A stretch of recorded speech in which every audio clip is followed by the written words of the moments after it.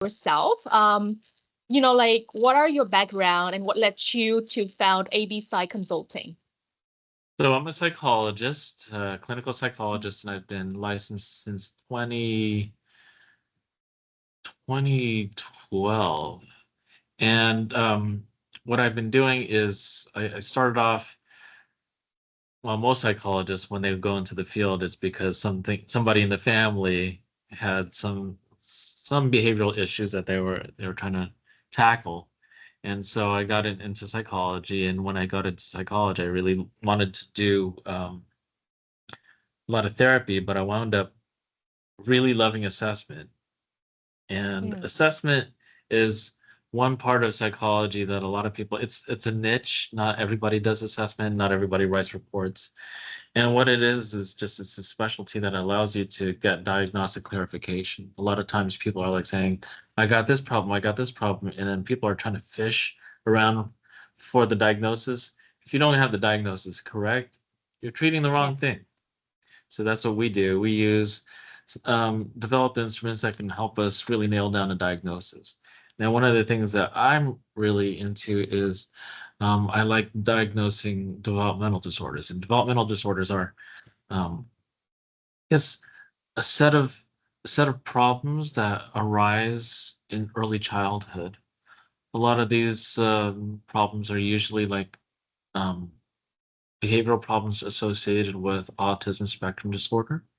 And we Mm, also have ADHD, which is attention deficit hyperactivity disorder, and also any kind of like things related to education, which is intellectual developmental disorder, and also specific learning disorder. So we have those sort of things, and really got interested in it because I really see that when someone has a problem that early and it could be fixed, and you can really start addressing the problem as early as possible, then that you can just like really have somebody's life changed. If something like ADHD or autism is not being addressed, uh, they could be struggling in school, struggling around friends, and those struggles really um, they really affect the way you see yourself. They really affect the way you are interacting with others, and then you're going to have problems later on interacting with people around you. And so their lives can have a lot of problems that could be fixed earlier rather than later. And this is why I chose to specialize in this area. I really want to make an impact on someone's life from early on up until when they become an adult. yes. Amazing. So you see a problem and you want to fix it at a very early stage. So in terms of the core mission of AB Psych Consulting, how does the company aims to reshape the healthcare delivery?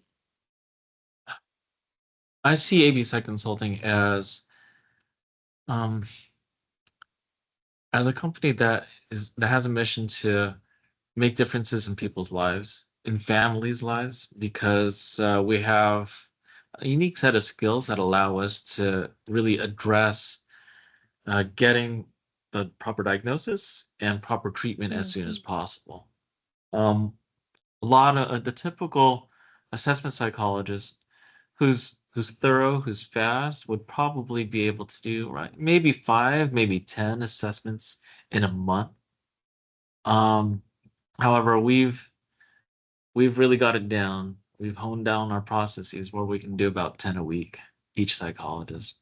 So we have like really gotten that we've addressed the wait time for people to get assessments.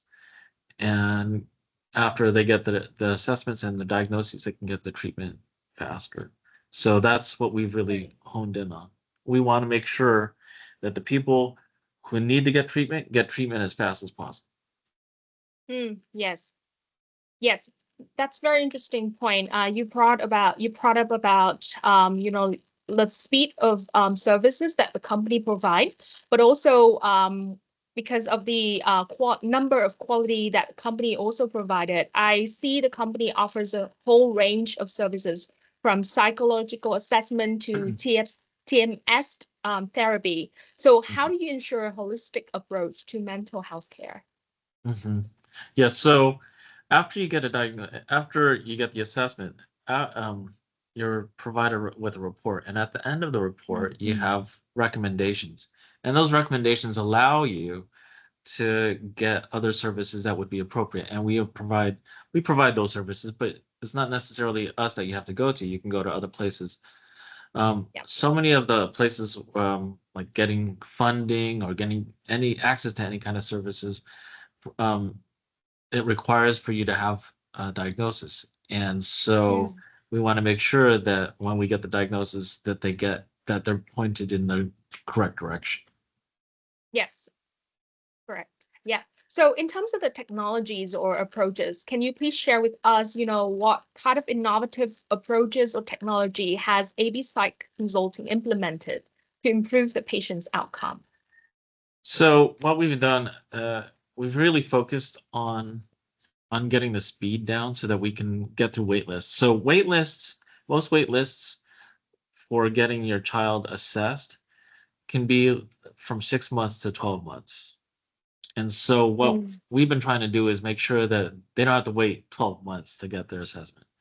We're Yeah. trying to so we've developed a training program, and the training program um, teaches any kind of psychologist, early career psychologists, or even other psychologists who want to transition, who want to learn how to do assessment, want to join us in our mission. And with our processes, we've developed it with a combination of different things. Technology. Mm. We've worked with developers, and we've also um, cut down on trying to make sure that we're as thorough as we can in the session, picking up little things here and there, making sure that we are recording all the data as efficiently as possible. That cuts down Mm. the whole entire report process.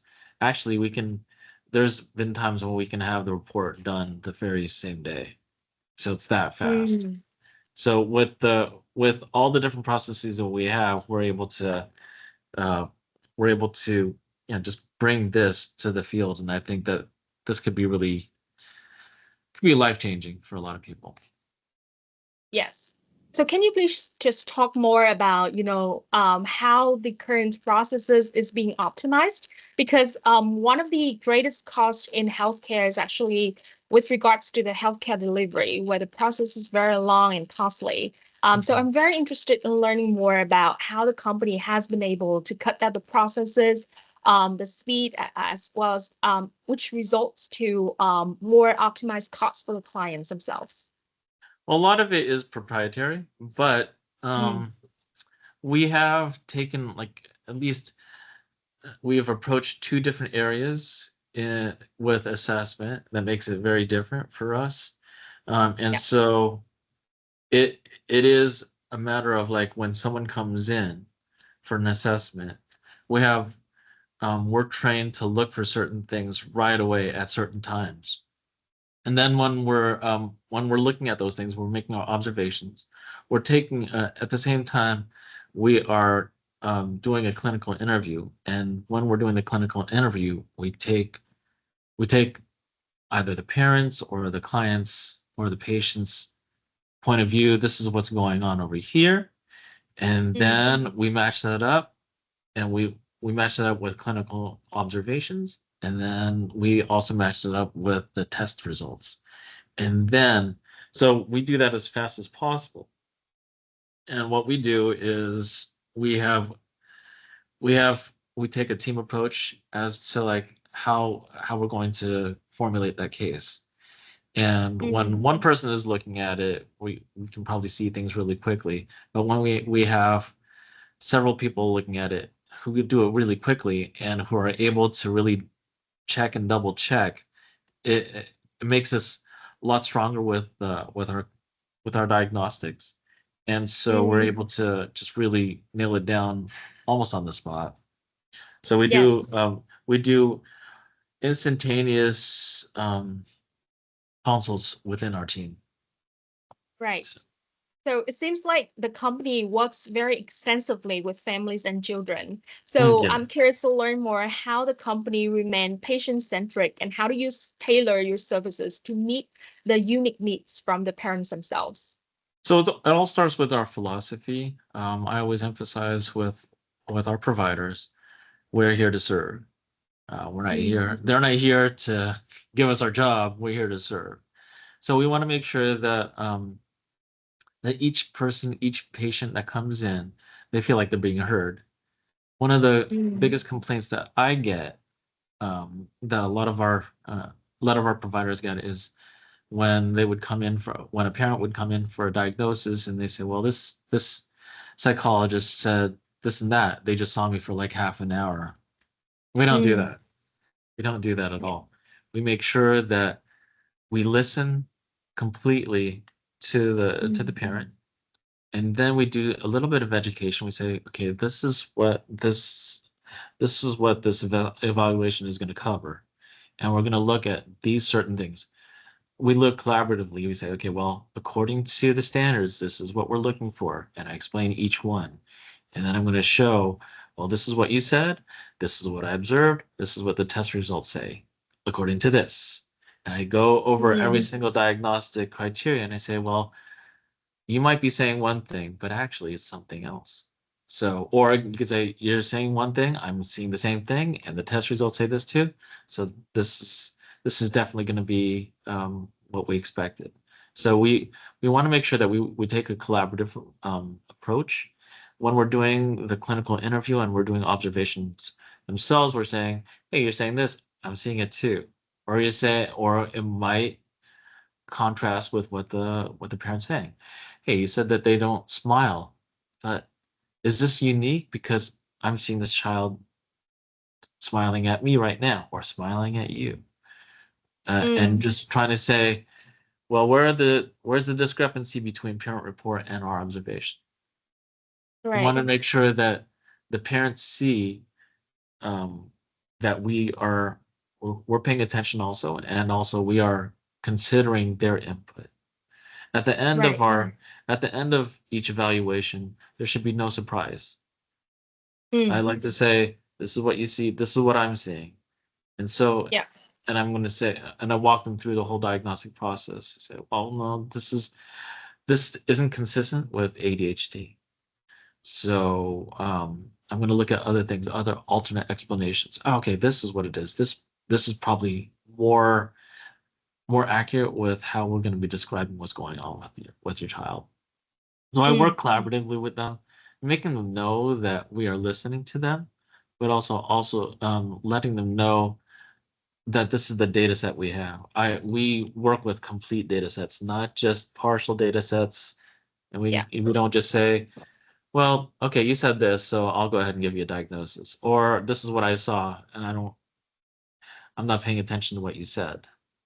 Mm, When we say this, we say, well, with respect, this is what the complete data says, and it's pointing to this. That's how right. we that's how we make sure that the parent knows that we're respecting what they see. But Mm, there's also children who act one way at home and they act a totally different way at school. mm, And so, or they might act differently in the place. So in our clinic. And so when we're thinking about developmental disorders are pervasive. That means that it's seen across settings. It's not going to be like, hey, I'm going to be ADHD here, and I'm going to be not ADHD here. It's ADHD mm. because it's neurological and neuropsychologically based. So a lot of it's education, but also hand holding them in a way of walking them through our thought process as well. Yes, I see. So incorporating their feedback, but also at the same time do some market education for the parents as well, as what you said. Definitely. Yes. Yes. So apart from being very patient-centric and taking into considerations the feedback from the families, so I saw the company is also emphasizes one of the core value, which is neighborhood partner. So Mhm. how do you foster a strong community connections? Can you please share more about that strategies as well? Well, we've moved around actually. And what we've been doing is we've been able to establish relationships with referral sources that are very local. Yes. And so we've been kind of even becoming more local. We've signed up with the local Chamber of Commerce here in Fontana, and we're going to try to Mm. work together collaboratively with other business owners in the area so that we're going to make sure that we serve our immediate community. Yes, understand. So I'm very curious, how does your background as a psychologist yourself has contributed to your current role as the CEO at AB Psych Consulting? Well, it allows me to listen a lot more. Um, and I know that there's times when I take the role of clinician and I take a role of um, management, and I also take on a role of like CEO, and it's completely different. And sometimes I'm at conflict with each other. But number one thing is I I let people speak. For the most part, I s- Mm, I listen more than I speak, and so I allow people to like really um, voice out or give me a complete picture of what they're saying. So that's what allows me to do that. Also, I'm aware, I mean, as a psychologist, we're very aware of the human dynamics, mm, interpersonal relationships, and things like that. I know that when I'm taking my executive training, that they talk about like leadership, and a lot of leadership principles are rooted in psychological like theories and principles itself. yes, interesting. So Anthony, looking ahead, what are some of the developments or trends do you foresee that are shaping the future of mental health care? I think that mental healthcare is going to be needed more than ever. Mm, Um, just because, well, there's more people, and because there's more people, there's always going to be some things that happen when you're interacting with another person, helping understand how did I affect that other person? How's that other person affecting me?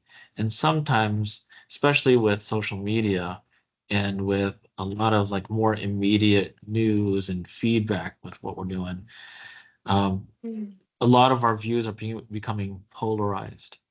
And when it becomes polarized, you're pitting one person against another. And you can see a lot of frustration, a lot of anger, a lot of hatred, a lot of things, a lot of those negative feelings and sentiments towards each other. And so it, it's in it's basically in our wheelhouse for psychologists to say, well, there's a way to mediate these differences. We aren't as different as we think we are. We have more in common than we have not in common. Like we mm, all want to have a peaceful life. We want to be able to be successful. We want to be able to live and just, chase our dreams. But I think there's a lot of assumptions that people are making that no, you're stopping me from doing that. And when you have that kind of view of other people, it becomes adversarial. And then that's where the anger comes up and frustration. And so uh, uh like in I guess big picture wise, mental health will always be needed. And then when it comes to like especially our specialties with developmental disorders, I think that because populations are growing, you're always going to have more people who need the testing. And mm, uh, and I think that it's really important for people to know that the earliest that you can get your assessment in or any kind of intervention in, the better the outcomes. So I mean, um, there are some obstacles. They're saying I don't believe in mental health. I heard that. I'm like, oh my gosh, yeah, mental health. mm, Everyone's got a mental health, but this is what we like. You want to be happy. Like emotions are part of mental health, mm, and also just being able your cognitive abilities, your ability to like get along with others. That's mental health. And yes. so, um, being able to get past that stigma that we have of mental health, and just saying, Mm, I need to have my kid tested. Let's get them tested right now. I think that has to happen um, faster and more often than it is right now, because um, yeah, kids really need it. And I see even other providers, other people who've are educated or in the field, they they dismiss it. They say, well, no, that kid's just being a kid. If they only got tested there, they would have got their help already. So I think a lot of mm, education has to happen, and a lot of education has to happen so that we can go past those barriers and just say, okay, well, let me just get my kid tested, you know. mm. Um, and it's not a painful process, and it shouldn't be that long wait that it is right now. Yeah. So with AB Psych Consulting, we hope to really relieve that wait list that's existing in most places. Mm, yes, that's very interesting. When you brought up the part that nobody really wants to talk about mental health, and especially how the media nowadays are, like creating a stigma about mental health, and that causes a lot of delay in seeking treatment for the people. Mhm. And I think it's clearly shouldn't be a taboo anymore. Because it's a real problem and need a real treatment, right?